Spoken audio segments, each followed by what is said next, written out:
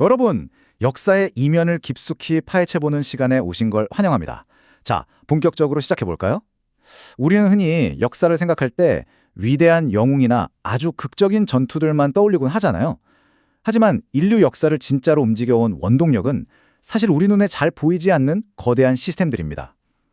오늘 우리가 살펴볼 원본 자료들은 고대 로마인들이 발명한 정치 시스템부터 오늘날 우리의 삶을 지배하는 기술 네트워크까지 인류 문명의 엔진이 어떻게 진화해 왔는지 아주 흥미롭게 보여주고 있습니다.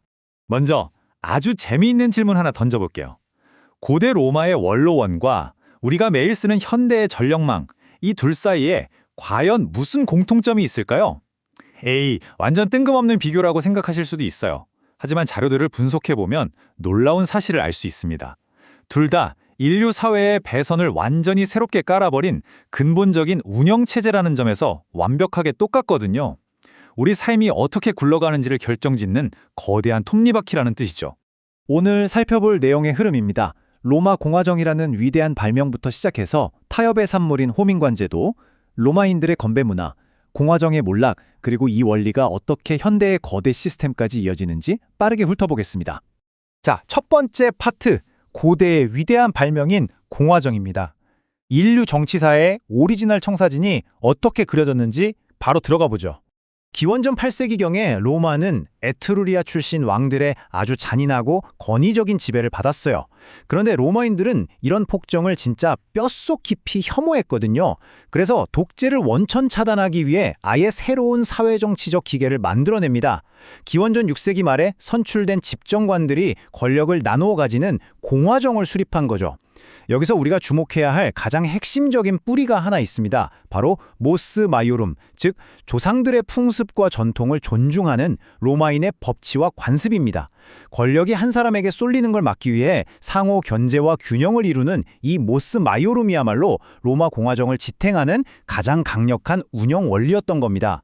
그리고 이 시스템에서 가장 흥미로운 존재가 바로 원로원이었습니다. 정무관을 지낸 300명으로 구성됐는데 놀랍게도 중신직, 그러니까 평생직이었어요. 사실상 국가의 행정, 재정, 입법을 쥐락펴락했죠. 공화정이긴 했지만 처음에는 이 소수의 엘리트들이 시스템의 메인보드를 거의 독점하고 있었던 셈입니다. 두 번째, 타협의 산물인 호민관 제도입니다.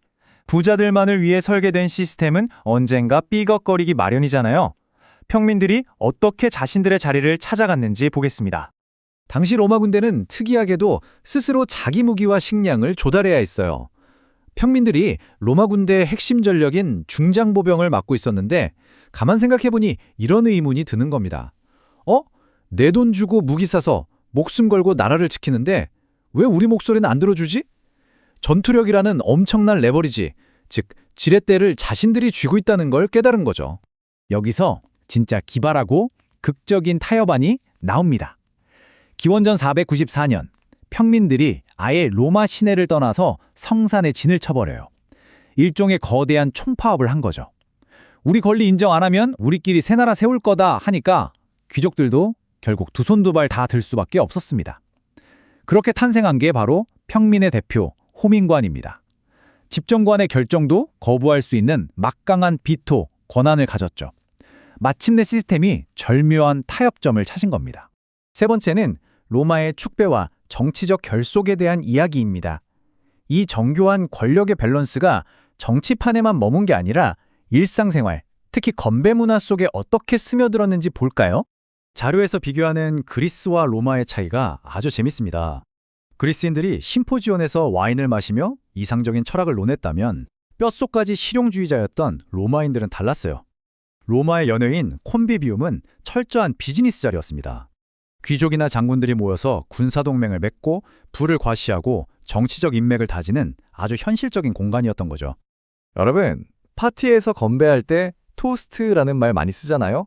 이 단어의 기원이 진짜로 우리가 먹는 그 구운 식빵, 토스트에서 왔다는 거 혹시 아셨나요? 고대 로마인들은 와인의 신맛을 잡으려고 진짜 구운 빵 조각을 잔에 띄워서 마셨거든요. 그러니까 오늘날 우리가 잔을 부딪히며 건배를 외칠 때 사실상 2000년 전 로마의 전통을 그대로 따라하고 있는 셈입니다. 진짜 신기하지 않나요?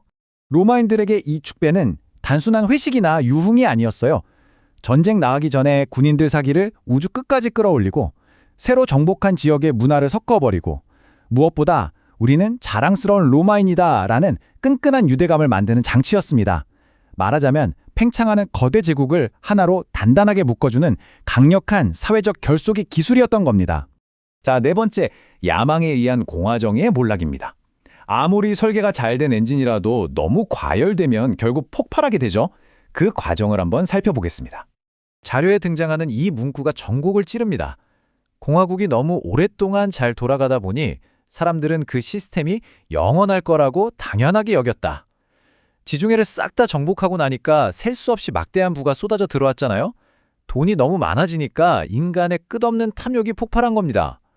앞서 말씀드렸던 그 소중한 모스 마이오름, 타협과 전통을 존중하던 공화정의 섬세한 밸런스가 이 극도의 탐욕과 경쟁심 앞에서 허무하게 무너져버린 거죠.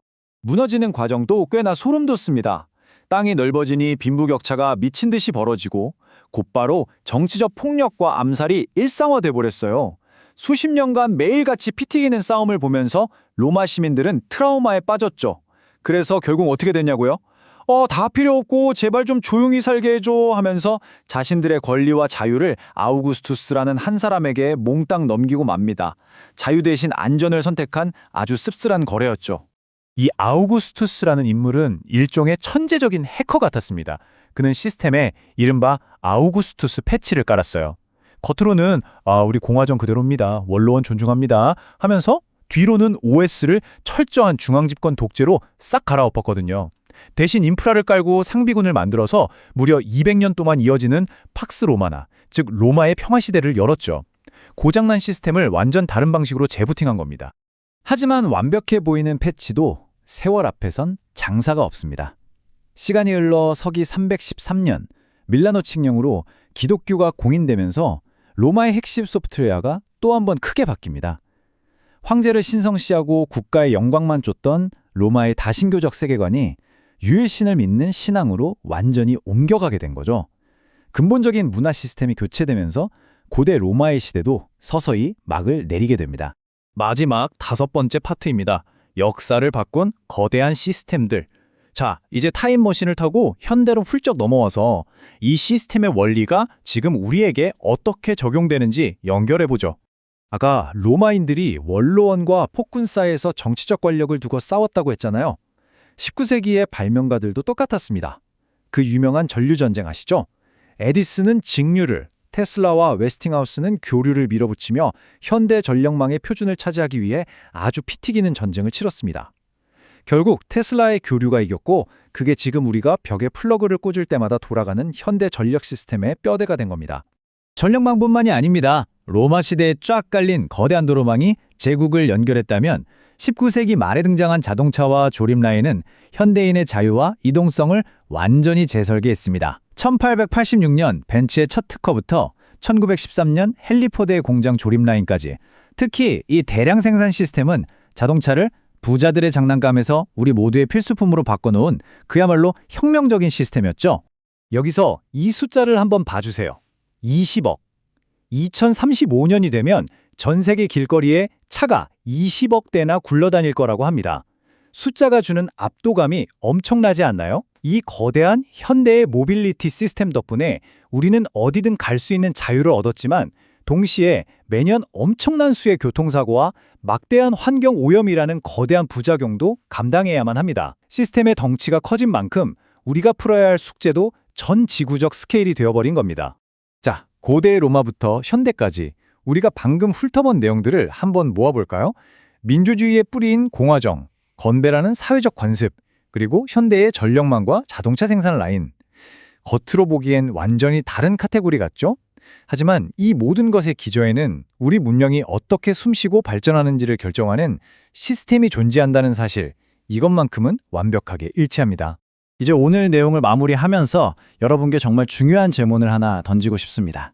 자료에서 봤듯이 로마인들은 자신들의 위대한 공화정이 완전히 무너져 내리기 전까지 그 존재를 그저 당연한 것으로 여겼습니다. 그렇다면 오늘날 우리가 너무나도 당연하게 누리고 있는 민주주의, 법치주의, 그리고 매일 쓰는 인터넷과 전력망 같은 시스템들은 어떨까요? 이것들은 영원불변의 자연법칙이 아니라 누군가 힘들게 구축해 놓은 얇은 유리알 같은 구조물일지도 모릅니다. 과연 우리는 이 시스템들이 과부하로 깨져버리기 전에 제대로 점검하고 지켜내기 위해 충분한 노력을 기울이고 있을까요? 한 번쯤 깊게 고민해 볼 만한 문제인 것 같습니다. 지금까지 문명을 움직이는 보이지 않는 엔진들에 대한 이야기였습니다. 함께 해주셔서 감사합니다.